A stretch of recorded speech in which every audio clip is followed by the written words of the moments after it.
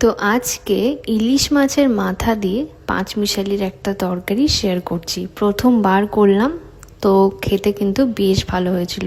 তো প্রথমে আমি ইলিশ মাছটাকে ভালো করে ধুয়ে ওর মধ্যে নুন আর হলুদ দিয়ে জিনিসটাকে একটু ভেজে নিলাম, বেশি ফ্রাই করার দরকার নেই।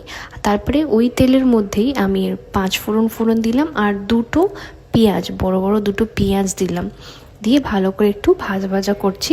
ভাজা ভাজা যখন হয়ে যাবে তারপর মধ্যে আমি বেশ খানিকটা কাঁচা লঙ্কা, আমি কিন্তু গোটা কাঁচা লঙ্কাই অ্যাড করেছি, তো সেটা দিয়ে দিলাম। আর তারপরে একটা টমেটো, একটু বড় সাইজের একটা টমেটো অ্যাড করলাম, দিয়ে জিনিসটাকে ভালো করে ভাজলাম। একটু নুন অ্যাড করলাম যাতে টমেটোটা ভালো করে সেদ্ধ হয়ে যায়।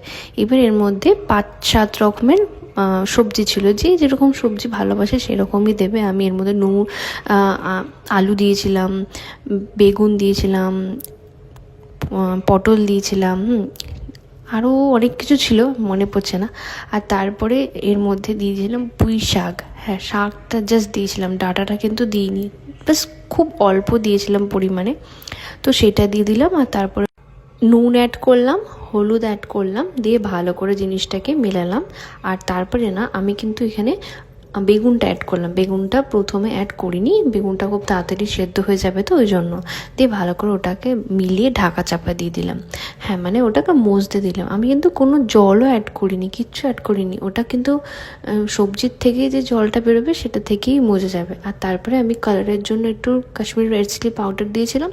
আর এখানে ইন্টারেস্টিং পার্ট যেটা সেটা ছিল হচ্ছে সানরাইজের আলুর দম মশালাটা অ্যাড করেছিলাম। এই জায়গায় তোমরা ধনে গুঁড়ো আর জিরে গুঁড়োটাও অ্যাড করতে পারো।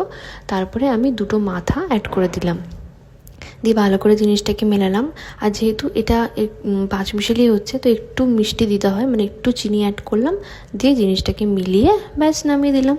দেখো কি সুন্দর একটা মাখা মাখা ভাব এসছে, বেশ ভালো হয়েছিল খেতে। সাদা ভাত দিয়ে কিন্তু খেতে অসাধারণ লেগেছে। এরকমভাবে ট্রাই করবে, আমাকে কিন্তু জানাবে কেমন